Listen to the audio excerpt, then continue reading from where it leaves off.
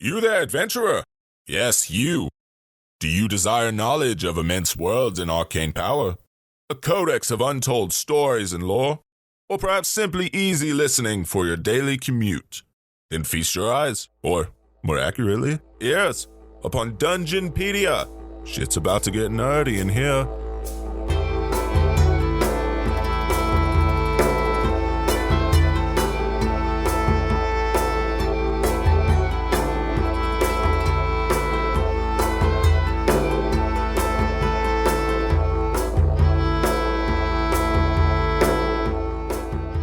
Hello everyone, and welcome to Dungeonpedia, an exploration into the lore of Dungeons & Dragons. We're your hosts, Llewyn Markel. Taylor Stanfield. And I'm Travis Beasley. And we hate blizzards. Jesus fucking Christ. Oh. So, as many of you know, we live in Oklahoma. Yeah. We did not get as hard hit as our neighbors down south in Texas, but we did still get, 2 feet of snow. Yeah, we got hit. Which we are the ungodly love child between the South and the Midwest. And so it just... We don't handle it well. Yeah, no. We are not equipped for this kind of weather. We handle it better than Texas, and I don't even mean that in a mean way. Like, just straight up, like, we're a bit more used to it. A bit, yeah. But we're not yeah, Nebraska, you got leagues on us. Yeah, and, like, everywhere else is just laughing at us because, like... Well, Oklahoma is often beyond parity, the kind of place where it's, like, we get like an inch, like predicted, and it's like, okay, shut everything down. But like this was literally like, okay, we can't go anywhere. Yeah. Like I literally like could not leave my house, could not leave my driveway, could not leave my bed for a couple days because my house would literally not stay warm enough for me to sit in my living room. So I piled all the animals up in my bedroom and cranked the heat up and barely left my bed for 3 days. Oh, yeah. Electric bills are gonna suck. Try not to think about it. Our hearts, of course, go out to those in Texas who are suffering much worse conditions. Yeah, and people who were actually, like, we had like a brownout for like an hour. So, people who actually like lost power, lost water, and what have you. And we're just complaining. Yeah. That's what we do. About being annoyed and cold. Honestly, the worst part for us was that none of us could go over to record. Yeah. Yeah, and that put us another week behind. As it seems to keep happening. But winter's almost over. Winter's almost over, and I think I have the perfect topic for if we're feeling a little rusty. We're going to be talking about rust monsters. Oh I had a feeling. I was already mad at you. Why? Didn't even know why, but... Because I could feel the pun. Like, you hadn't even finished it, but I could feel it. So, rust monsters, huh? Yeah, rust monsters. Okay. Let's work out the rust. Go get the Coke. We'll just pour it all over ourselves. Oh my god. That takes off rust, right? Yes. Can it? Yeah. On certain metals, I believe. I know that it dissolves blood. That's not... Hey, Llewyn. Yeah. Nope. Well, they do that. Like, it was a crime scene, like blood on asphalt. They pour Coke on it. Hey, Llewyn. To clean it up. I would not have ever known that. Well, here you go. Fun fact. I watch a lot of true crime, okay? I now have more information. That makes more sense. Listen, no, actually, it probably makes more sense that I've murdered somebody. Anyway, I've never killed anybody. So, you everybody may or may not know, or regard rust monsters as being a pretty iconic D&D monster. I feel like you don't. I almost feel like they're kind of iconic, but almost a little less ubiquitous than some other ones, if that makes sense. No, yeah. Like I feel like everyone knows what a rust monster is, and they're like, oh yeah. Well, I say everyone knows what a rust monster is, but I feel like they're almost less ubiquitous, and I think that might be in part because what they do can present a pretty unique challenge, which we'll talk about later. But I may have mentioned them in the owlbear episode. The real-world origins of the rust monster are actually pretty interesting, as opposed to being based on like a mythology or, just a regular animal. So Tony DiTerlizzi, I'm sorry, who is a writer for Planescape, recounts in a post on his blog, and this post was from 2013, entitled Owlbears, Rust Monsters, and Bulettes, oh my. Beautiful. Which, yeah. And he recounts in this, within this was from Tony DiTerlizzi's blog, but it's a quote from Tim Kask, who was a playtester for D&D, as well as the first editor of Dragon Magazine. Nice. Which is, yeah. But in this quote from this article, or blog post rather, Tim was recounting how he and Gary Gygax at one point had spent an afternoon poring over this package of figures that Gary Gygax had bought from a dime store. The quote unquote prehistoric animals. That was made in Hong Kong. That are definitely not prehistoric animals. So we're like, what is that? So he recounts spending an afternoon with Gary Gygax kind of poring over these varieties of figures and coming up with monsters, including the owlbear, bulette, and rust monster.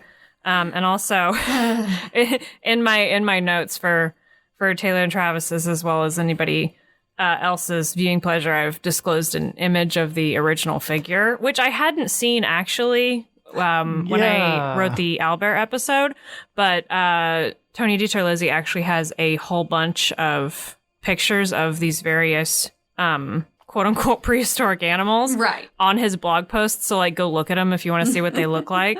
I had never seen it before either. But I know! It looks good. It looks about as low-quality, shitty plastic toy as you can imagine, and I love it. It really does. It's pretty good.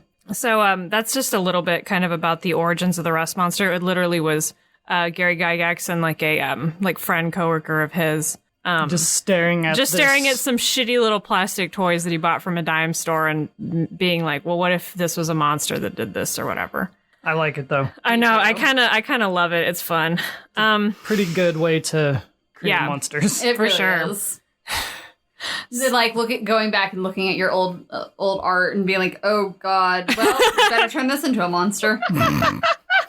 Oh Jesus. Oh, too real.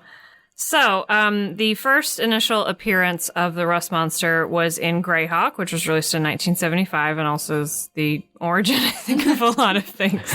A lot of monsters in Dungeons and Dragons. And in Greyhawk, the rust monster had 5 hit dice and an AC of 2, which, remember, this is Thaco, so that's actually pretty good. Right. Because the lower it is, the better it is. Yay. Thaco. I thought the negative numbers meant they were better. I mean, negative numbers are even better, but lower, 2 is still pretty good. Okay. Right. Yeah. Sorry, that goes wacko. So, as has been the tradition for a lot of these Greyhawk entries, I'm going to read you the entirety of its descriptive paragraph. Oh boy. Quote, these seeming inoffensive creatures are the bane of metal with a ferrous content, for as their name implies, they have the effect of rust upon such substances, and this happens nearly instantaneously. Any hits by or upon a rust monster cause even magical weapons to rust and fall to flakes. Armor is affected in a like manner. The creature is very fast, being attracted to the smell of the iron-based metals, and when alone, it will devour the rust it has caused. End quote. So that's where their AC comes from, is the fact that they're very quick-moving. Right. Makes sense, but also, these things, even with only having 5 hit dice, are such a pain in the ass. Yeah, no, that's the consensus. You can probably kill it fairly easily, but your weapon's going to be shit afterwards. Okay, so I can't remember. When you destroyed my armor in our Pathfinder campaign, that wasn't a rust monster, that was just an attack, right? Right, that was inspired by the rust monster. It was not a rust monster, but it was a rusting, touch attack, basically. So it did pretty much the same thing that a rust monster would do. Mm-hmm. Thereby fucking up your armor. Okay. Also, worth noting that, besides that and the little, heading where I got its hit dice and AC and what have you from, That's like it. There's no picture, no description of what it looks like. It's just the closest to these seeming inoffensive creatures, which I think is funny because the word inoffensive is used to describe them a lot, and I don't know why I think that's so funny, but it is. I mean, they are definitely inoffensive looking. I mean, they're kind of cute. Like, they're actually really cute. I would like to see that creature in a zoo or perhaps an aquarium. It would have to be in a specialized kind of enclosure in the zoo, like Magneto's cell. Yeah, it's just like plastic. So next we're going to move into Advanced Dungeons and Dragons. So additional details along with an illustration that the toy is shown beside in images on Tony DiCerlosi's blog is from the Monster Manual, which was released in 1977. They are neutral in alignment, which literally never changes. I mean, that makes sense. They're animals, and they have an animal intelligence, which is to say, not very. I think in 5th edition, their intelligence is a 2. Oh. Yep, that sounds about right. They're not very smart. Poor guys. I know. What is it with me and just covering all the dumb neutrally aligned monsters?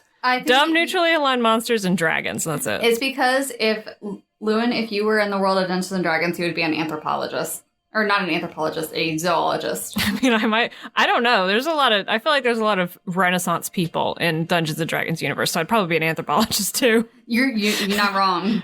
And, like I was going to say actual witch. Anyway. Anthropology. So, they are described physically as having armored armadillo-like bodies with 2 long antennae extending from their heads, and a long tail that ends in this kind of like hammer. No, it's like a paddle shape, kind of. Yeah. Like a hammerhead shark head, which is actually where I thought of the hammer. Oh, okay. No, I see what you mean. They're more. Well, it's kind I of guess like they're a like flat... less wide rather than a hammerhead's probably. Yeah. It's kind of like it's like a flat paddle shape. Yeah. Interesting. So they can pick out the smell of all manner of metals, and while they will eat any type of metal, they prefer ferrous-based, which is to say made of iron. Right. Metals such as steel or iron, as well as ferrous alloys such as adamantine or mithril.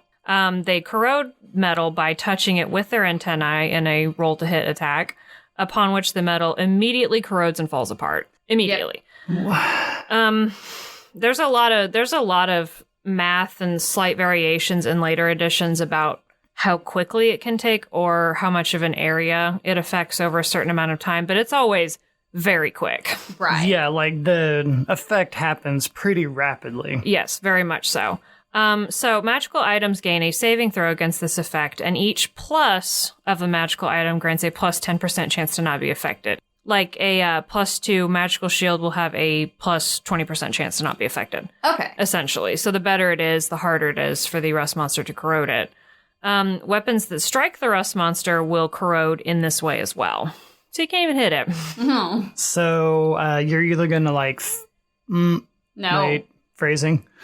You're either going to beat it with your fists, or it would be better off to just stand back and shoot it with a bow or crossbow and just lose those arrows. Yeah. I mean, and also bolts. like blunt force trauma of, clubs and what have you. Yeah, as have well. a non-metal weapon. wooden clubs, not metal ones. Yeah. Shillelagh. Shillelagh, for example. Yeah. Yes. Or, Headbutt it. headbutt it. I want to see someone headbutt a rust monster. Oh, no, I'm just thinking about Dahlia's sword. Oh. No. Oh, no, I'd be useless. Fuck. Shillelagh. It would just be all Shillelagh and Eldritch Blast. So You're crying in the corner. Rip. So a suggested strategy is that if the need to flee arises, a party can throw an item such as a mace or a handful of caltrops behind them, as the rust monster will stop to consume the metal, giving the party time to flee. That's so smart. Yeah, that's a pretty damn smart way to go. That's the much nicer version of tripping your friend when you're being chased by a bear. Or an owlbear, perhaps. Oh my god. Instead of tripping your friend, you're just sacrificing an item in this case. Yeah. They're very easily distracted. I recommend doing that instead of tripping your friend. However, if your friend has slighted you, or you know that they'll come back, It's either you know they'll be fine or you know they definitely won't be fine. And you're okay with it. Either way, just go for it. That's so. No, that's not the takeaway. That's what Dahlia would do on the way out of that encounter where she was useless. But the point is, they're very easily distracted by food, essentially. Yeah. Same. Which is a mood and same joke, Travis. Big same. Oh, boy. Huge same. So, we're getting this one in early today. Oh, boy. We have a very special The Ecology of the Rust Monster Yes, ecology. by one Ed Greenwood, Ooh. which was published in Dragon Magazine issue number 88 in 1984. So we have an ecology article by Ed Greenwood. Oh, my god. Ed Greenwood, contact us.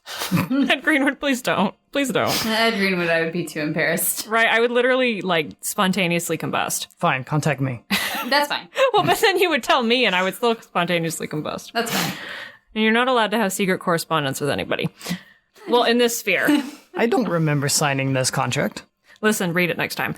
So, in this ecology article, rust monsters are described as non-aggressive, but curious and fearless, and completely single-minded whenever they smell a meal.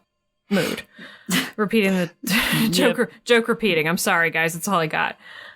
They can smell any ferrous mineral that comes within, I think, 9 feet of them, and any non-ferrous mineral that comes within 2 feet. The reason I say I think is because the specific inch signal is used, like the double apostrophe, like quotation marks.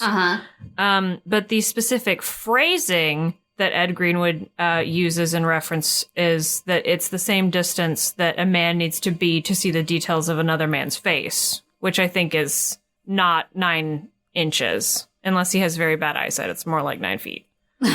So unless that person is me, because I have bad eyesight. I think I would agree with you on that one. Yeah, like, But I feel like if I'm 9, I mean, I can see all the details on Travis's face, and I'm definitely more than 9 inches away from him. yeah. But also, I think that the marker that in real life denotes inches is used for something different in Advanced Dungeons and Dragons. But if that's to be a square, which I think it might denote, that would mean 45 feet away, which is not the distance where you can make out the details in another person's face. So. Well, what's that phrase from the American Revolution? Like, don't fire until you see the whites of their eyes. Yeah. You can probably make out the whites of people's eyes from 45 feet away. I mean, I'm a bad person to posit that example to because I am very near someone. I can probably... Okay, yeah, but you have 20/20 vision. I'm saying that this is written from the perspective of someone who maybe doesn't, like, naturally have 20/20 vision, but is wearing his glasses. Travis. Ed Greenwood, tweet us and tell us what kind of vision you have. Do you have 20/20 vision? Let us Or know. email us. Or, whatever, honestly. Send a carrier pigeon. Carrier pigeon. So, I'm saying 9 feet because that's what makes the most sense to me, but I might also be stupid. That so. was a very long, sidetrack for 9 feet. I'm blaming that on all of us, not just you. No, it's a group effort. Listen, I'm just making sure that people know that I might not know what I'm talking about, okay? I don't want to... That's important. I don't want to sound confident when I know I might be wrong, so I'm just putting it out there. So, also, whatever metal is outside of their smell range, however large it is. Mm-hmm. Also, it doesn't make sense to me that they could only smell something that's 2 inches in front of their face, even if it's like non-ferrous. That doesn't make as much sense to me. No. Anyway, if any metal is outside of their smell range, even if it is very visible, like a paladin standing there in full plate armor, just shining to the gods, is outside of the rust monster smell range, it goes completely undetected. So it is, they track it by scent and not sight. Okay. So their movement is described persistently, I note, as galumphing. Galumphing. So they move very quickly in a clumsy side-to-side waddling motion. Oh my god. So cute. They're just armadillos. And okay, I'm sorry to derail. I feel like it would have to be 9 or 45 feet if they only detect via smell, because otherwise they would just starve to death, because if they can only smell 2 inches in front of their face. I mean, I've made it this far without starving to death, and I can basically only smell 2 inches in front of my face. Okay, so. But you also don't only rely on scent to live. Fair. I also don't eat iron that often. Anyways, galumphing. Galumphing. That's so cute. You know what else is cute?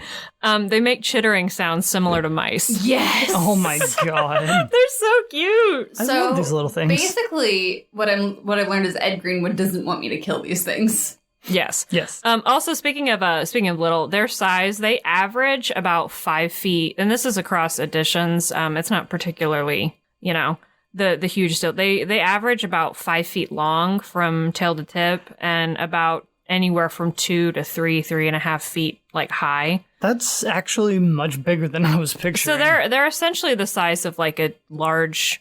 I've seen large dog, small pony, basically. Yeah. Large dog, small pony. Hey, I mean, there are some dogs that are the size of a small pony. and there are some ponies Both that are my the size. parents' dogs. Yeah, and there are some ponies that are the size of a dog. Yeah. And so the function, particularly of their tail, is also spelled out in this ecology article, which is to say that it's kind of like a low to the ground, it has the paddle shape on the back, but it's like an ankylosaurus kind of spec, so they can use it to sweep the leg, Okay, so which then makes them perfect prey for the antenna. Yeah. Right, so they would just turn and just swipe you down and Yeah, basically. then rust all your stuff. Yes. Rip. But not you. But not you. So the unique ability of the rust monster is explained in detail in this, as is often the case with ecology articles. The unique ability of the rust monster comes from a bacteria that they have developed a symbiotic relationship with. And it's noted that no other creature has been observed to be able to successfully host this bacteria, nor has the bacteria been able to be reproduced by any alchemists. So, yeah. So they gain their ability from a symbiotic relationship with a very specific form of bacteria. That's really cool. And I always love when we add science to fantasy. I know. There's some good science in here. Fuck your science fiction. I like my science fantasy. Yeah. So the bacteria lives within the tongue, stomach, and bloodstream of the rust monster. Taylor and Travis sounds of recognition. I also think I literally made that sound out loud when I read that too, so... The bacteria feeds upon iron oxides, aka rust. Yeah. As well as heat from sunlight absorbed through the creature's body. So it takes both of these things, converts them into energy, Okay, yeah. which further feeds both the rust monster and the bacteria. Symbiosis. Yes. So that makes it convenient that a touch from this bacteria causes metal to oxidize. Yeah. And then turn into rust and then get eaten. Yes. So if an attack pierces the creature's shell, their blood causes the same effect. But if an attack bounces harmlessly off of it, it does not rust because the bacteria is in the blood. Okay. So, which is why, well, I mean, you can bleed from blunt force trauma, but You can. you definitely can.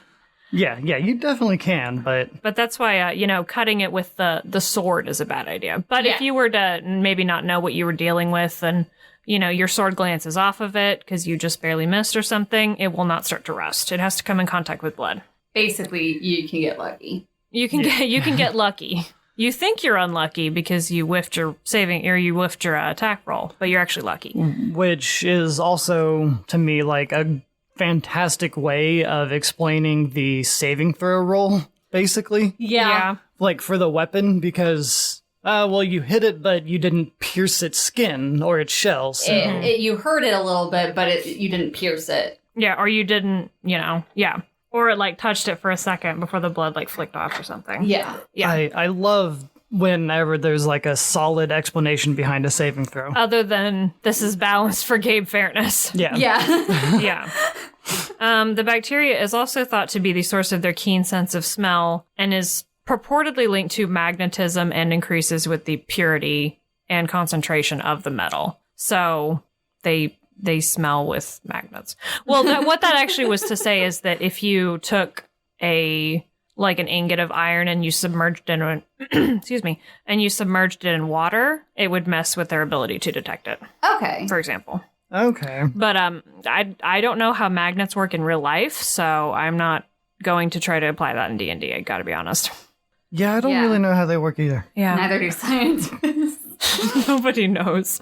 Moreover, The bacteria can also survive after the host is killed for anywhere from 6 to 105 days. I don't know why. Good Lord. And it literally is 6 to 105, not, 10D whatever.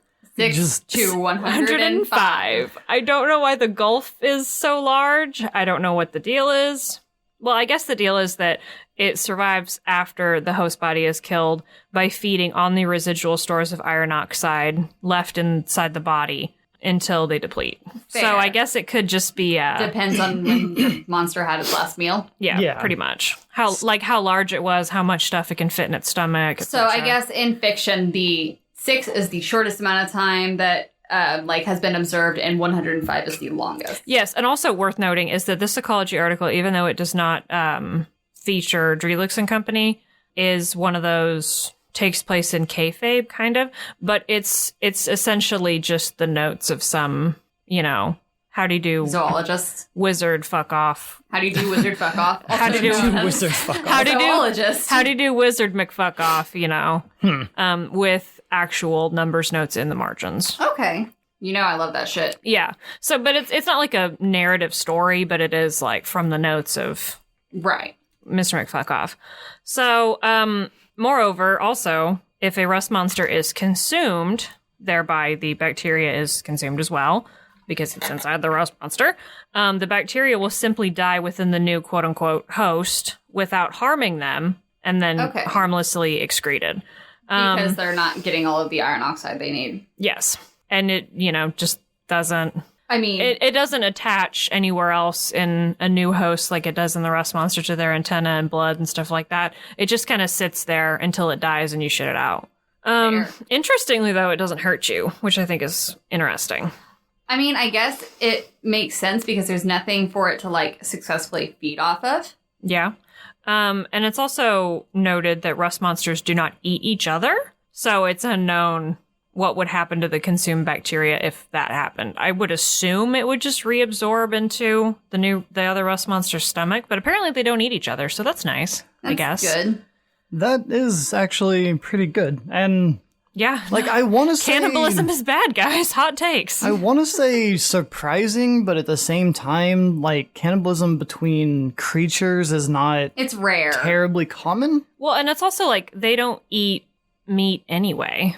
They wouldn't... It's not like they are part of a food chain where they kill and eat some other kind of animal. They just eat metal. Yeah. So they would have no desire to eat another rust monster. Yeah.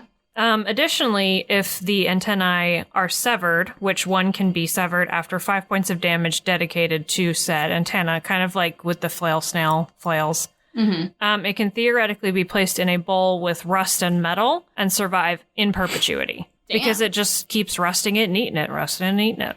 And it would also, obviously rust naturally from being in the water, so it would just keep rusting and eating over and over again. And can also, interestingly, be used as a weapon to rust other objects. So you just take it out of the water, tap something, and it starts to rust. And then you just put it back. What the hell? Yeah, so they can survive somewhat independently of a living rust monster. This bacteria also grants the rust monster an immunity to poison and a resistance to acid. All right. Yeah. I got nothing on that. Sure. Yeah. Sure. All right. Yeah. Immunity to poison? Sure. Everyone gets it. Give me that. So the single-mindedness of the rust monster when it comes to food makes it so that any attempt to keep it from its meal will not work, up to and including charm or psionic abilities in most cases. Okay. So you would have to actually physically remove the intent. Yeah, you would have to either kill it or place some kind of physical barrier it could not overcome. There are some instances where it's you can technically use dominate monster, but it gets an extra save if being basically forced to act outside of its nature. Thaumaturgy to make the rust smell like something else. Oh. I wonder if that would work. I mean, they track by scent. Yeah, I mean, you're not wrong. Interesting. Yes. But yeah, but basically that's their primary derivative, even more than most animals. Is just food. Food. Okay, so we had to talk about this. Oh boy. Rust monsters mate, quote unquote, often. Following a ritual in which both parties chitter at each other for several minutes. Don't worry, guys. That's all there is about them fucking. They're just talking it out, man. Hey, You know what? That's healthier than a lot of humans. Exactly. Oh, shit. Oh, and it said that the fact that they fuck so often is basically how they're this sort of like, because whenever they're not confronted with metal, they're just pretty like chill. They just kind of plod along, hang out, you know? Mm-hmm. They're not aggressive. They're inoffensive, if you will. So this is kind of how they've been kept from dying out, despite being pretty passive most of the time. Is It just says they fuck constantly. they fuck a lot, yeah. So it was called this in the text. The Rusty, which is so cute, is born 4 to 7 months later with the stats of a scaled down adult. So it's got all the same abilities. It's just smaller numbers, and tends to stay. A Rusty, I know, and tends to stay with their birthing parent until fully grown, which is about 1 year later. And it's also noted that the reason that they have these same abilities at birth is that some of the bacteria is transferred to the young during birth. Right. I would imagine in the same kind of vein that some diseases can be transferred to a baby. Placenta. Yeah, or through just like the surface of the vaginal canal. Oh, yeah. So, that makes sense. So, next, rust monsters appear, not in the first volume, unfortunately, but in the Monstrous Compendium Volume 2, which was released in 1989. Mm-hmm. Their appearance, both in description and in the illustration, seem to have been changed to make them more insectoid instead of armadillo-like. Okay. Which this is the beginning of a shift in that direction. Damn. They are described as being colored in a range of brownish yellow to rusty red, if that's surprising at all to you. Not at all. Nope. And also that they smell of wet, oxidizing metal. Also not at all. And a very specific smell, too. Yeah, like, as soon as you said that, I could smell it. Like, I know that smell all too well. Yeah. Interesting. So they can smell. Okay. Also, this is why I was another reason why I was questioning the whole 9-foot thing earlier. They can smell metal up to 90 feet away. Okay. In this text, which is part of the reason I was questioning that. Whether or not this has been up from prior stats or if I'm just stupid and can't read is up for debate. They also might both be true because I am stupid and cannot read. And rust monsters have no grand designs other than gorging themselves on any metal that comes within their smell range of, let me remind you again, 90 feet, which is quite a ways away. Yeah. That is a pretty good smelling range. Yes. They dwell in dark underground places, and they comb through large areas to find scraps of metal. Surprise. Yep. Yeah. And while they will eat raw ore, they prefer metal that has been smelted and shaped. And the comparison made was that basically, humans could drink swamp water, but they would probably prefer filtered spring water. Which I almost feel like is fair. Not necessarily the most fair comparison, because swamp water has things in it, like tapeworms. But we can still drink it. Rockworms. Well, yeah, I was going to say that ore that hasn't been refined and everything is... got worms in it. Well, it's got stuff in it. Like other types of minerals and different types of rocks. Worms! Worms! Yes, also worms! I'm being harassed about worms. Rockworms. Specifically. Yes. Okay. Oh. Yeah, you know what? That makes sense. Yeah. That actually, what? See, and I was just thinking, yeah, okay, whatever. Until you made the comparison to things being tapeworms. Yeah, tapeworms. Listen, I'm just primed and ready to think about tapeworms at any moment of every day, I gotta be honest. Well, yeah, I mean... I fucking love those guys. The process of smelting ore down into something that's actually usable is literally just purifying it of all of its abnormalities that you get from the ground. Yeah, and all of its other shit, yeah. Yeah, and I mean, the difference being that rust monsters basically need humanoids to purify their food source, whereas, sometimes nature does that for humanoids. Yeah. So they are, again, persistently described as inoffensive, having had some encounters with wizards and the like, aka people who are not covered in metal, having encounters with wizards that are little more than a cursory sniff. That's so cute. I know. Oh, just imagine like a rust monster coming up behind you like a dog and like bumping your calf and like sniffing you and then just like yeah, just walking away. I smell nothing. I smell nothing of interest to me. Okay, so this is the whole bacteria thing was a very unexpected turn for me, but this was another one that just took a sharp left turn into oh boy, the outer planes. References to rust monsters also appear in the supplement Planes of Law, which was published in 1995. They are said to be the larval forms of rust dragons, which you will not believe how excited I was when I read those words. Oh boy. Man. Rust dragons are found on the outer plane of Acheron, which I think is the half... Acheron? Acheron? I think that's how that's pronounced, but I could be wrong. Taylor confirm it's kind of the half-step plane between lawful neutral and lawful evil, right? The battlefield. Yes. Yeah. So it's just, honestly, this place fucking sucks. Yeah, it's like got the echoes of like constant dread and war and... Yeah, and the first layer of Acheron is composed of essentially a bunch of metal cubes free-floating in space and kind of floating around, bumping into each other. Into each other, and you can hear the echoes forever, basically. Yeah, this place fucking sucks. But anyway, rust monsters live there. Or, rust dragons live there, pardon me. So it said that the rust monsters in Acheron gorge themselves on the strange metals present because, Why not? It's weird. Yeah. There's a lot of weird metals there. Because there's all the different layers are basically just like strange, different shaped metal structures. Bumping into each other. And after gorging themselves on these strange metals, the rust monsters there cocoon themselves in a cocoon made of basically like metal thread, and emerged as wormling rust dragons. Sick. So Llewyn's very happy. Yeah. It said that it's unknown whether or not rust monsters are actually native to Acheron or simply ended up there somehow. And we're actually disappointingly, I mean, maybe not for some people, but this is not turning into a secret dragon episode. So we're going to talk about rust dragons briefly.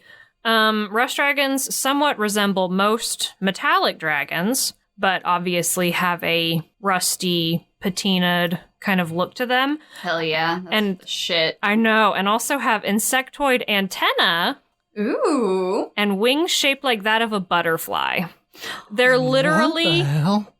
They literally look like... I would say the closest is probably like copper. They literally look like vaguely patinaed, rusty-looking copper dragons with little teeny tiny butterfly wings. I love it. I know. Oh my God. And they also have teeth jutting from the like an exoskeletal part of their face as opposed to the inside of their mouth. So they have kind of like that, almost like a... Oh my God. You guys need to look it up. Yeah, look them up. They're fun. Okay. Just look up a rust dragon specifically for the Forgotten Realms D&D. They're so cool. Well, and that's what they look like in Planes of Law. They look a little different later on. Yeah. That's why, You'll know which one, because it has butterfly wings. Oh my God. It literally has teeny tiny butterfly wings. That's so fucking cool, though. And rust dragons were described basically, in my interpretation, as being a psychological middle ground between rust monster and dragon. So they were intelligent, like dragons, but not aggressive, like rust monsters, and more concerned with just fucking eating. Just feeding on, like, rusting and feeding on metal. Like rust monsters. Like rust monsters. And it was described that many did not keep a hoard, or if they did, it was a very small one, mostly comprised of gemstones that they found in their quest for more food. I love these guys so much. They just thought, oh, that's pretty. I mean, is that what most dragons do, though? Yeah. Yeah. So, the rust monster appears in the 3.0 Monster Manual, which was published in 2000, in an honestly very pared down entry, in my opinion. It still corrodes metal in a very similar way, now with a successful touch attack or anything that strikes the creature, as it used to be. And magic items now get a DC 20 reflex save instead of a base resistance. Mm-hmm. However, the more, I would say, like, just interesting descriptive bits in editions prior are left out. So it kind of is just a metal-hungry corrosion machine with a lot of the nuance taken out. That's a little disappointing. It's very disappointing for me. Also disappointing is that the 3.5 Monster Manual entry, which was released in 2003, is a reprint. Not uncommon, but I was going to say, that's not literally uncommon, what, like 100%, nothing different. Anyway, so we're going to dip into Draconomicon, the Book of Dragons, which was published in 2003 I thought this wasn't going to be a dragon episode. to revisit the rust monsters. Quote, some prime material sages posit some connection between these fiendish monstrosities and the relatively innocuous rust monster, but the rational mind correctly sees these claims as the ravings of deranged lunatics. End quote. So that's why it's not a secret. That's why it's not a secret dragon episode. Oh, Damn. Oh, As the ravings of a deranged lunatic. Just like attack your own previous editions. What meta? well, a deranged lunatic named Ed Greenwood. Also, Yeah. Jesus, rude. I know. So Damn. Wait, who wrote that one?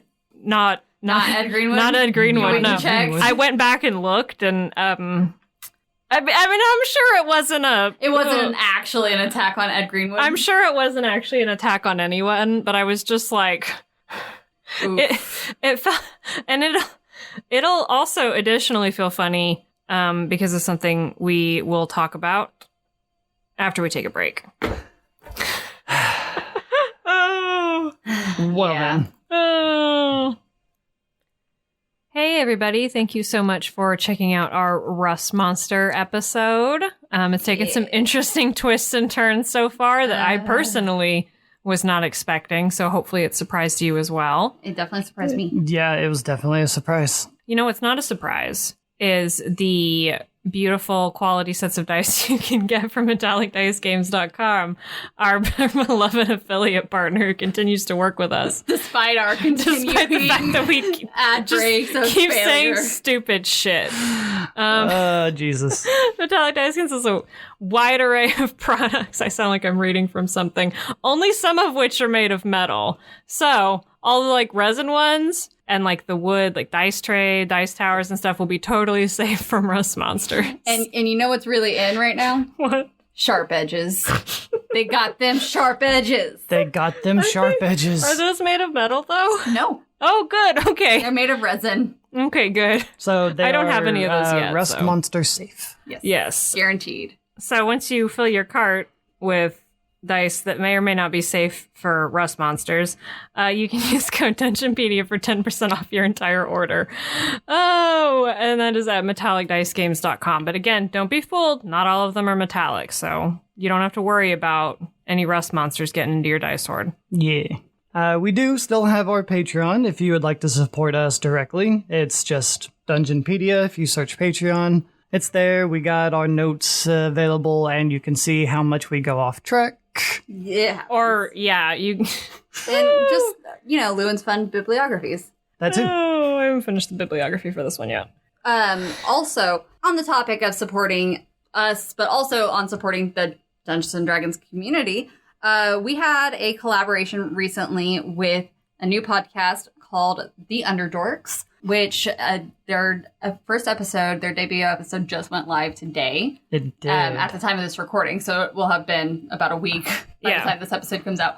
But if you wait until the end of the episode and stick around, we will have a lot more information then. Yes, please just stick around and just hear the bit of information if you're interested. It's just really great. Really great fun. However, if you haven't already, go ahead and follow us on our Twitter and Instagram if you are so inclined to do so. It's both just at Dungeonpedia. We also have our email all nice and, it's not cleaned out totally at the moment, but getting there. Organized. mostly organized. You can email us any suggestions for topics to cover at dungeonpedia.podcast@gmail.com. And as always, if you'd like to listen on one of the many, many apps out there for podcasts, you can subscribe wherever. It's just an ability of podcast apps. It's really cool. And with that, you can get notifications when new episodes go live. That way you don't have to stick around and wait for us to post on Twitter, because we do that at the peak hours, roughly. Roughly. And on those apps, sometimes there's like little ratings and reviews that you can leave. And if you wouldn't mind just leaving us one, we'd really appreciate it. It just helps us look better in the charts so we can reach out to more people. Yeah. And of course, most of all, and I know each and every one of you do it, I hear you and I appreciate it so much. But if you can continue to spread the word, tell your friends, tell your family, tell your rust monsters. Yeah, I'm sure they would love to hear. No, they. I don't think they're. No. I don't think they're intelligent enough to really. Okay, but actually, they might be the right level of intelligence to enjoy some of the things I say. Oh my god. Like. Jesus. Oh, just me though. You guys are fine. Yeah, just continue telling your friends and coworkers and family and whoever you come across, really, within reason. Of course. And a big ol' thank you to Alexander Nakarada for our theme song Blacksmith that we still use and love and enjoy. And with all that, I want to learn some more about rust monsters. Yes, to the rust monsters. So after that, disappointing, just absolutely brutal, like self-burn on their part. So the ecology articles are usually our favorite part Yeah. of any episode that has one. Guess what? This one has two.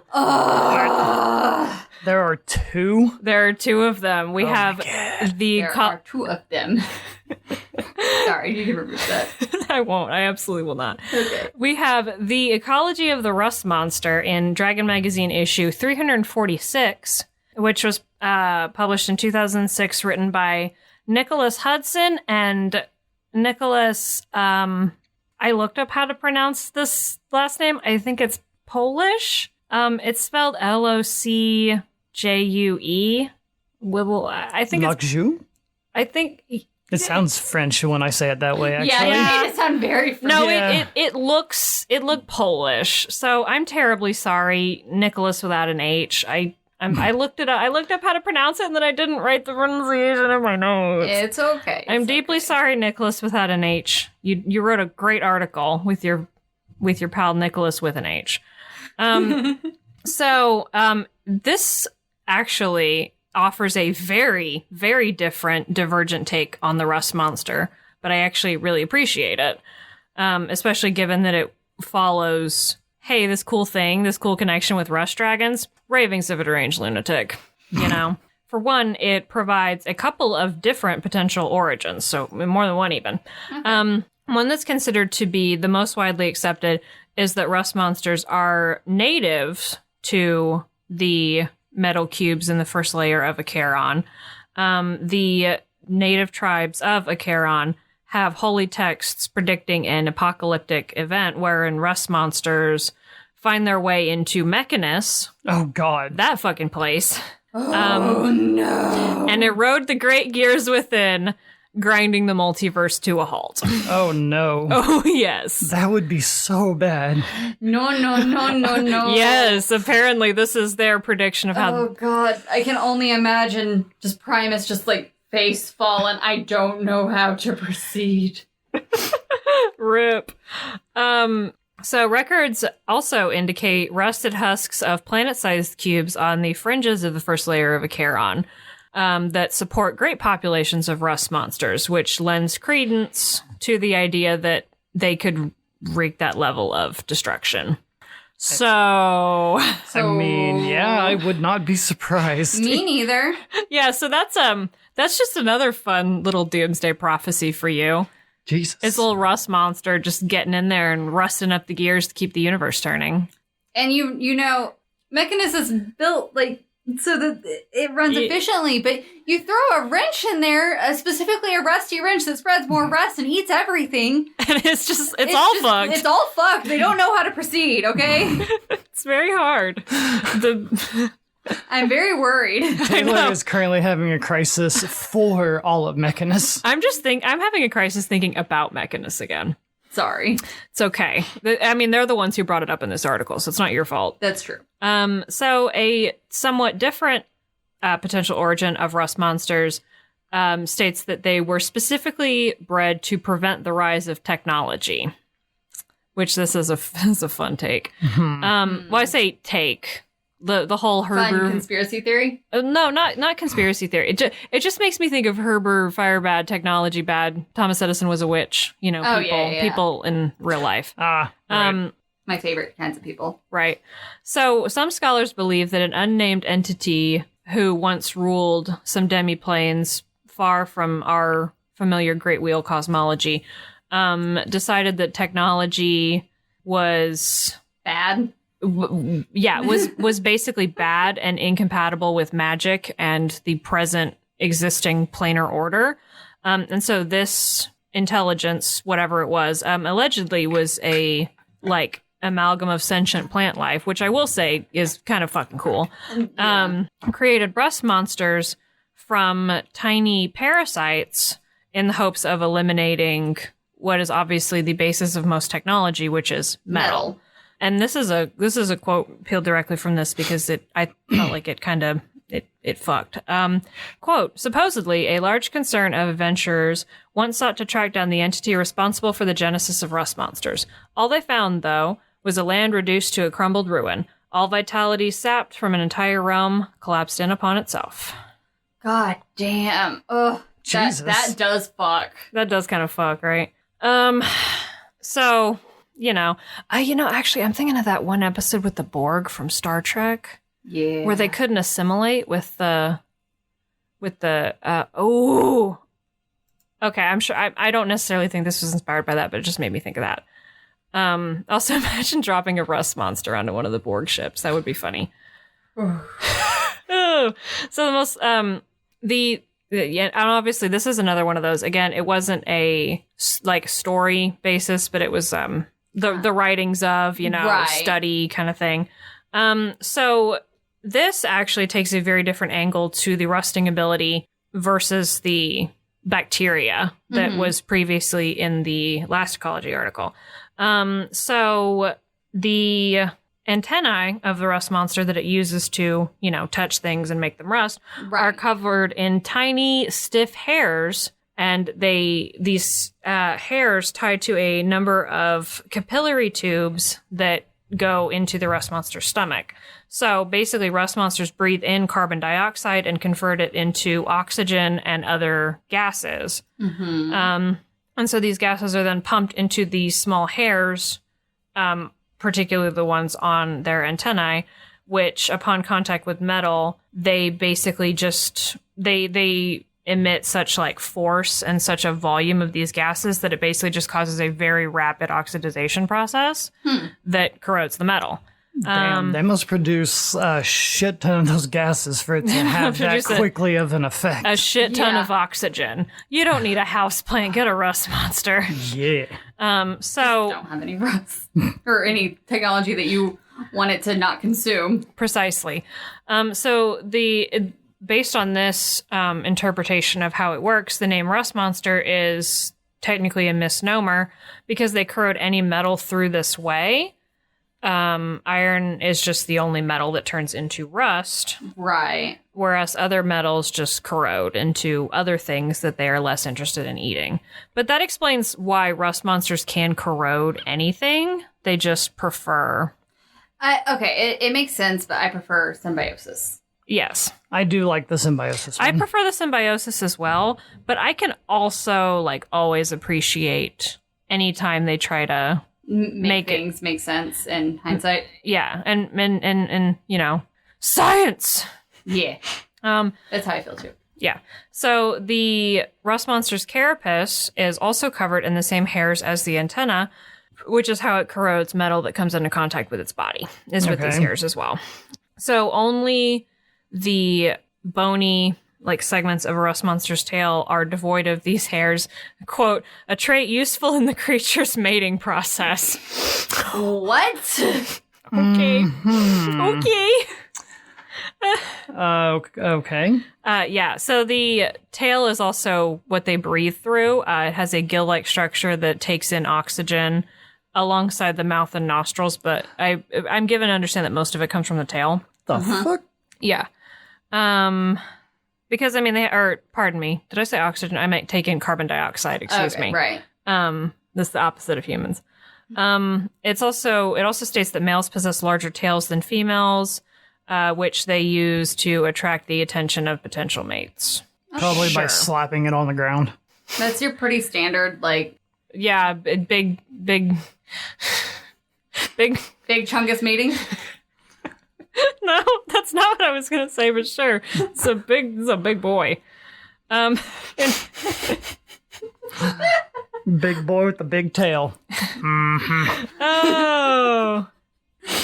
Sounds of a female rust monster approving.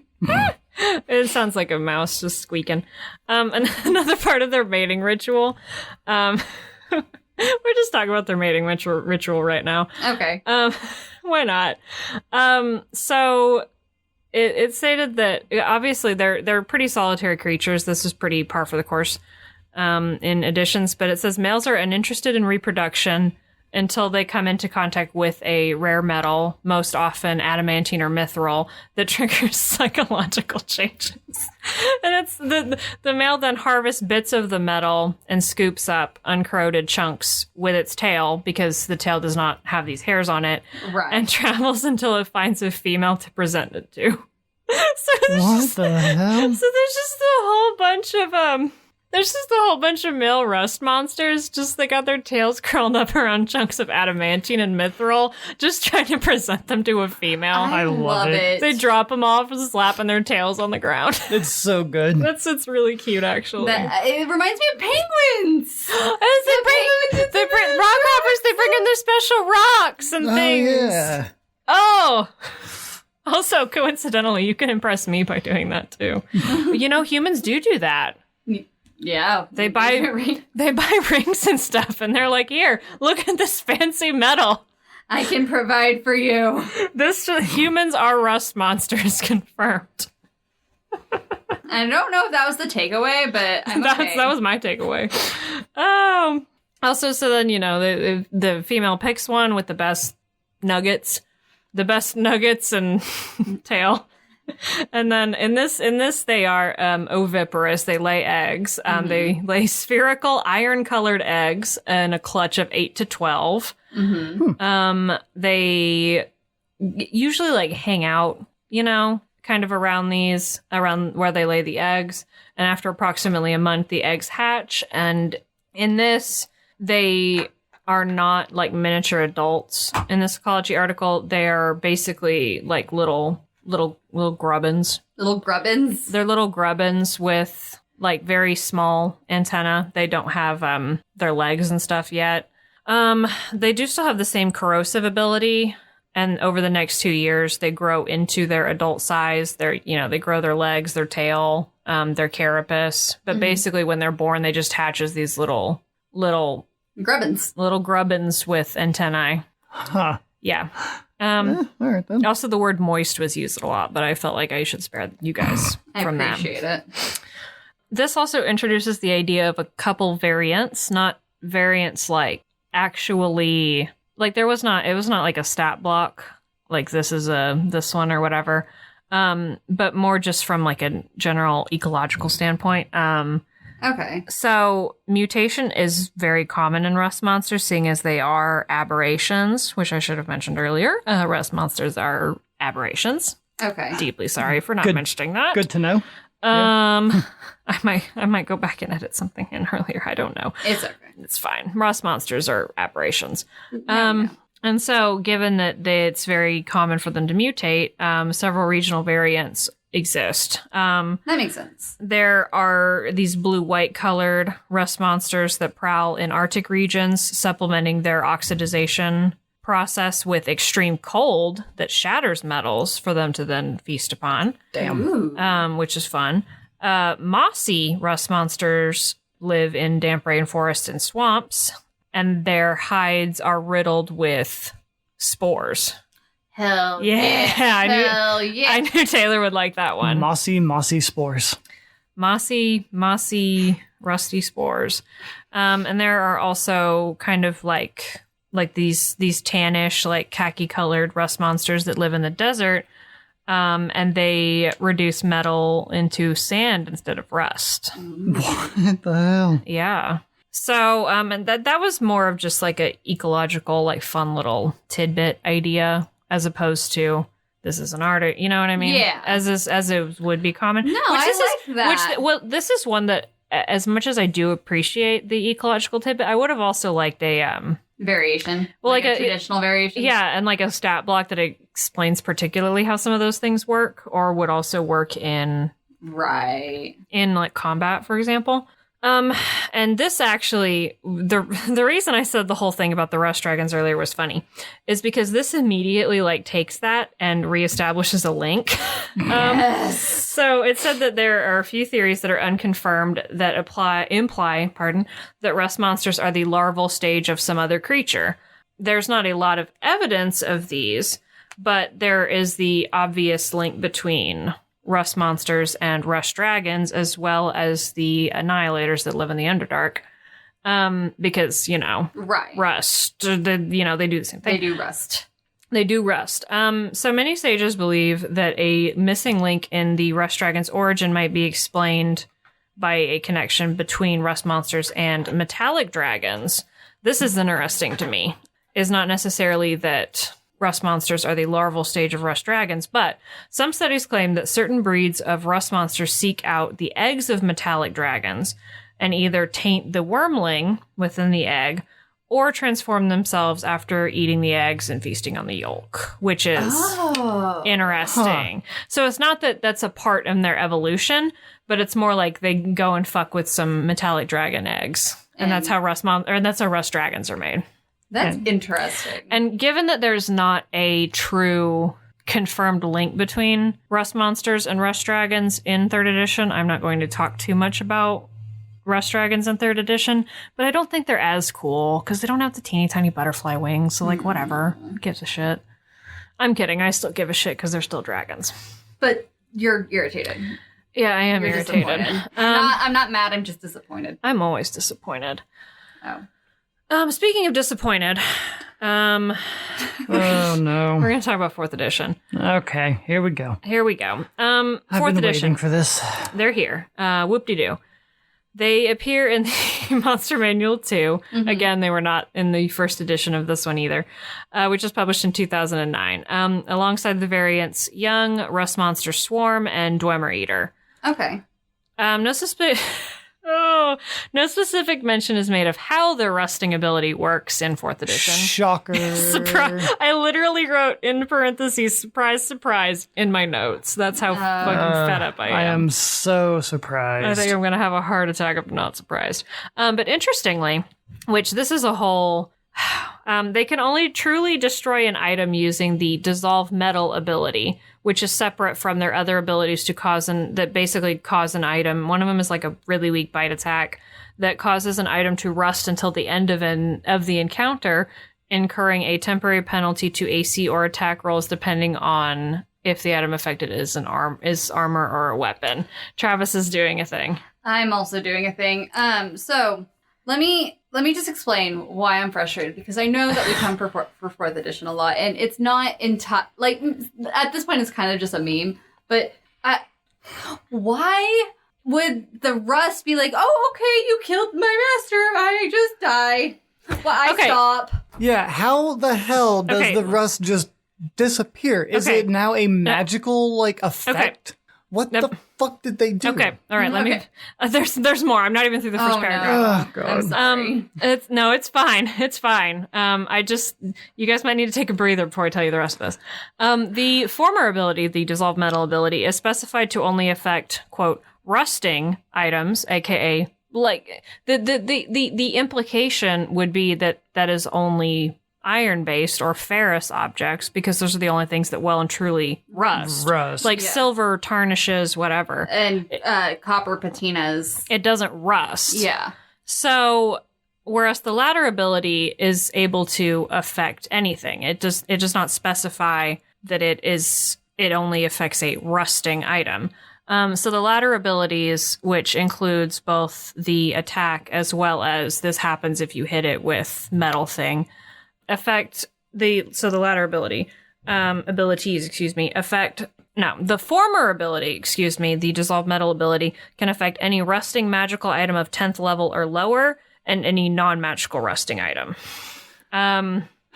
So additionally, here's where it really loses me. Oh no. Additionally, the rust monster consumes any destroyed item and breaks down magical ones into residuum, which I feel like we have not talked about, and this was a very unfamiliar concept to me. But if I am understanding it correctly, residuum is essentially the base component left behind from disenchanting magical items, which this residuum can then be cut out of their stomachs and sold at the same market value of the original magic item. Usually it can only be sold at 1/5 of the original magic item, which is to say, and there was a whole paragraph underneath this where it basically talked about how this was to soften a potential encounter with a rust monster, if you will, which is fair. I can understand how one rust monster could come in and just wreck an entire party's shit in a way that it's maybe it would be annoying to have to spend X amount of time in a session for them to get back to that point, because it's all your weapons are gone, all your armor's gone, for example. But it's but if you're gonna put a rust monster in, put a fucking rust monster in. Don't whip out. Don't be a bitch. Have some balls and just fucking use it. Yeah. Make sure they're not metal balls, though. Yeah. Okay. No, I'm angry. In kayfabe, this makes zero sense. No, I know. The whole rusting thing makes the rusting thing makes zero sense. The being able to sell back at market value of the original or enchanted item makes zero sense. Because I can understand for selling back for part of it, or it's okay, we have the residuum from this, so if we get these other components, we could make a new one. Right. But recycling it into making another of that same item. It's okay. It costs money. You just take it back and it's okay, I'm going to sell the residuum for the value of the sword and buy myself a new sword. And it's no, what's the point? And also, it makes no sense economically. The economy. Because you're spending this, did money for labor not go into that? I'm sorry. Pay your goldsmiths. Pay your enchanters. Pay your blacksmiths.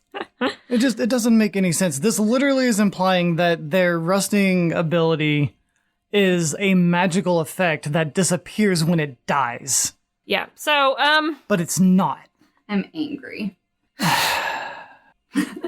Okay. I'm angry. The economy. Okay, so you mentioned a fucking swarm of them? Yeah, so basically... Excuse me? Okay. It's not very exciting.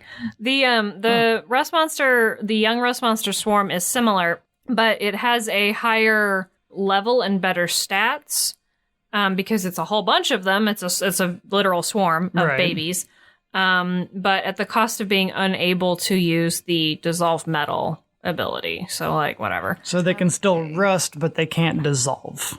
Okay.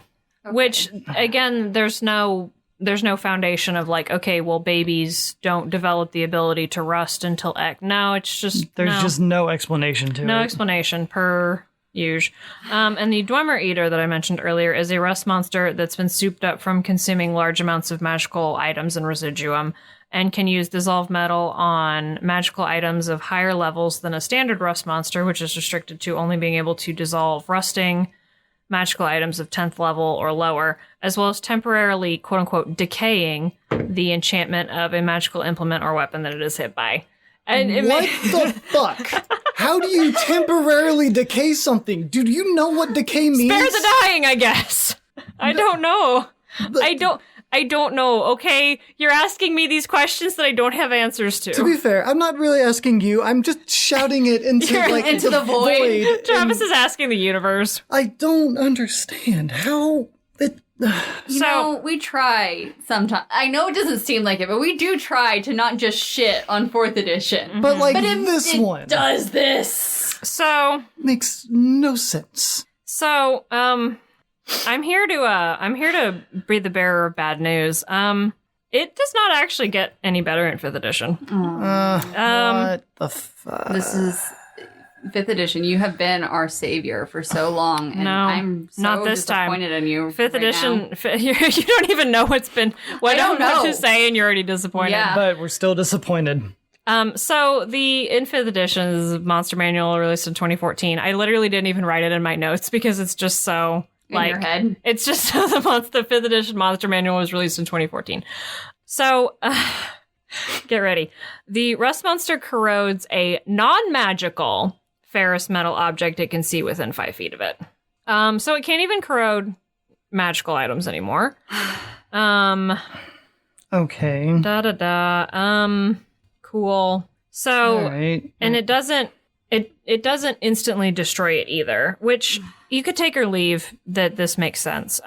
If the object touched is either metal armor or a shield being worn or carried, it takes a permanent, and you get a DC 11 dexterity saving throw. You get a permanent and cumulative -1 penalty to the AC it offers. So if your armor is reduced to an AC of 10, which is the base AC for a person, or a shield drops to a +0 bonus, then it is destroyed. So it's not a touch and you're fucked. I mean, And it can also smell any ferrous metal within 30 feet now. So prior in 4th edition, how it detected metal was not explained at all. It did not say that it was by scent, so it is by scent again. And at this point, this is not necessarily a fault of 5th edition, because they have been gradually getting weaker and less threatening throughout editions. Like, Right. yeah. you know, it at various points it had, you know, like in 3rd edition you could get 6 to 8 dice, or 6 to 8 hit dice ones, or 9 to 15 hit dice ones of these different size categories. You know, in 4th edition they were limited somewhat in what they could do, but they could still rust magical items. They had like an AC of 20, 66 HP. And now in 5th edition, they have an AC of 14 and 27 hit points, and are a 1/2 challenge rating, which is a significant step down from where they started as basically being the surprise wrench that DMs could throw into their campaigns whenever their fighters and their heavily armored clerics and paladins were getting a little too confident. Okay, so I am going to have to interject here on behalf of 5th edition for one part. Yeah, well, I'm saying that where they've ended up was a gradual process. And it's just, you know. It's just Right. sad. I just have to point out, though, And when the- it comes to the challenge ratings of the monsters, the challenge ratings are based solely off of their stat blocks, pretty much that are above it. Their health, their armor, Right. their dexterity saving throws. It does not take into account what their abilities could do, because that would just be too difficult. And Yeah, it and even like not tells you in the objective. Dungeon Master's Guide that when creating an encounter, if you're doing the whole challenge rating scale thing, to take into consideration the actual abilities, because some creatures might be a little bit stronger than the challenge rating suggests. Depending on, because for example, if you throw a rust monster at like a party full of casty boys and girls and friends, It's like nothing. it's no big deal. Yeah, it won't be literally too no bad. big deal. But the fact that they can no longer rust Magical weapons. and the fact that the DC for the dex save is so low is kind of just a Yeah. final not metal nail in the coffin. I feel like, and I definitely feel like Rust Monsters have very much gotten the short end of the stick when it comes to this. I feel like 5th edition is a closer attempt at nerfing the Rust Monsters than like 4th edition. Yeah, 4th edition they just kind of threw Well, something on at there. least you can rationalize why it takes longer for them to destroy an item in 5th edition, whereas you can't rationalize any fucking reason why, Why it just rust stops at the just end. disappears. And At the end of the it's encounter. still permanent. Like it's not as intense, but it's still permanent. Well, and the funny part is also it didn't. And, like, I'm not gonna defend 5th edition to the end about that either. Like, I still Yeah. feel like they shouldn't have changed the ability to Rust. rust non-magical item or magical items rather. But But fifth edition one did make one not only like new and worthwhile, but really, really good note. Oh boy. And that is the note that if sufficiently fed and cared for, rust monsters can become friendly pets. Oh my god. Yes, okay, 5th edition, you are redeemed. Redeemed, you can do Redeemed no with that wrong. one. You can have a pet rust monster. I would love to have a pet rust monster. I need one. With all of these metal things I'm looking at literally in this room right now. Okay, well, it's not allowed in here. Yeah. She'll just feed it scrap metal outside. Yeah. I literally have a pile of scrap metal out there it can eat. Oh, yeah, you do. It's Literally. you just like look back and your entire forge is gone and you're like, wait. Like that entire It's okay, we can start scrap over. pile Oh, but Rusty, you're so cute. is pretty much all rusted at this point. Like it's already to the rusted stage. So It can gorge itself. yeah. So, that's rust monsters. That's rust monsters. We have finished with, not with a bang, but with a whimper. and it's such a cute little whimper. I know, It it's is a cute who's the whimper. cute little Rusty? Oh yeah, you eat that stupid paladin sword. Oh, yep, there's the paladin hatred. I know, I said the word paladin in a not mean context like several times in this did. episode. I'm very proud of you. I'm so surprised. It didn't feel good. I had to get one last fucking joke about paladins. One in there. jab in. I had to get one jab in, which that paladin will no longer be able to do with that sword. There's okay, like Okay, we're doing I'm this recovered. again. No, I'm recovered. I'm my okay is that I really like rust monsters and they're really cute and I didn't realize how much I was going to enjoy them. I honestly didn't either. I was thinking that they were going to be some like Yeah, this awful nuisance, This, like, this- horrible monster. and this research took a couple of very interesting turns for me. For one, with the injected pseudoscience of like the bacteria and what have you, and also the connection with rust dragons. If I known there were going to be dragons, I would have done this ages ago. So if you have dragon content, tell Llewyn. If you have surprise dragons, forget surprise panthers. I want surprise it's dragons. surprise dragons. I mean, It's always- also I do love me some surprise panthers. I mean, is it ever a surprise that there's dragons with me? Sometimes. This time. This time was a surprise. Actually, yeah, this time was This a time surprise. was, No, yes. you're right. I mean, all in all, though, really good. And I guess we can't really expect all things to end with a bang. No, but Yeah. that's okay. I mean, we literally had like 5 minutes of screaming. I'm sorry. I think it would be nice though if maybe in later 5th edition publications they introduce like souped up variants of rust monsters, like maybe some that over time have grown to Figure out how to. to maybe like larger sizes that produce and also some that sort of taking the idea of the Dwemer Eater from 4th edition where they've maybe been magically influenced in such a way to be able to rust magical items. Yeah. I think that would be a good addition. So you could have this kind of lower level, first brush with dealing with rust monsters for your party early on, and then have one that's actually very, like, actively Souped up. very dangerous later, like they were in earlier editions. Yeah. I like that. I do. And it's not Hire me.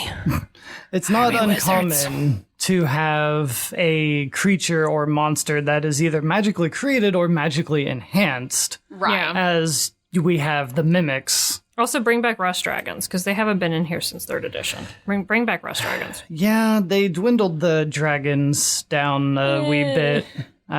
Between 4th Between- and 5th edition. Yeah. Meh.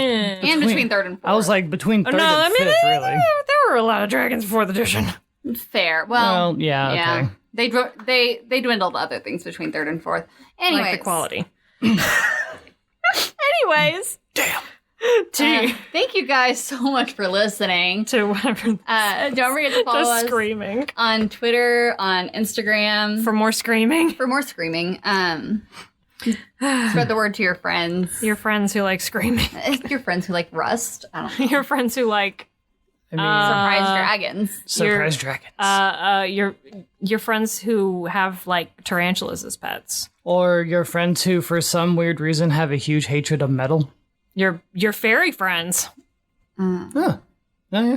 So over the past couple of weeks, well, it's been a few weeks, we have been collaborating with Joey, who is on Twitch at JS Sonar, and on on Twitter as the Gothfather, who is doing a podcast called The Underdorks, where he interviews people about Dungeons and Dragons and does drawings of characters and the like. And so we have already done a collaboration, one interview with each of us, and I'm not sure when they're going to go live on his YouTube. It feels so weird to say interview. But if you want to follow him, his Twitter handle, I believe, is, again, at the Gothfather, and the Underdorks is at the Underdorks.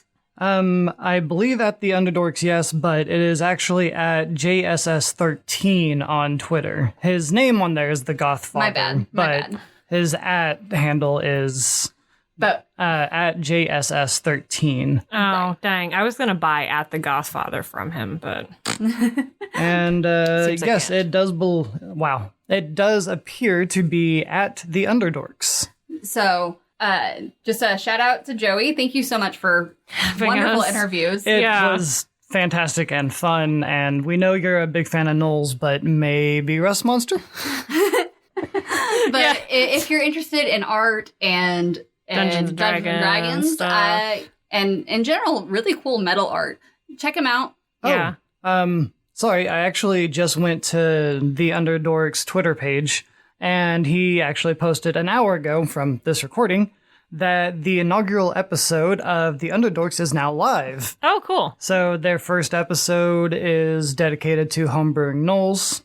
Yes. Which is Joey's favorite. Which is a very interesting topic. Good topic. Yeah. And if you want to view that, just you can either go to his Twitter page and there's a link on the pinned tweet, or if you go to YouTube, it's just The Underdorks on YouTube. Search it and you can find it and see his art and everything. And it's just really great. So congratulations to The Underdorks for publishing your first episode. And thank you once again, Joey. And thank you for listening, Joey. Yes, that as well. If you have anything that you would like to suggest, as always, you can email us at dungeonpedia.podcast@gmail.com. Topics, suggestions, talking, complaining, all that lovely fun Telling stuff. me what the quotation marks and fucking Advanced Dungeons and Dragons means, because I don't know I don't know what it means, and at this point I'm too afraid to ask. But thank you guys once again for listening, and we'll catch you next week. For sure this time on Dungeonpedia. I still want a pet Rust Monster, though. Rusty. I mean, is it played at that point to name him Rusty? Because that's what their babies are. Okay. Don't care. Okay.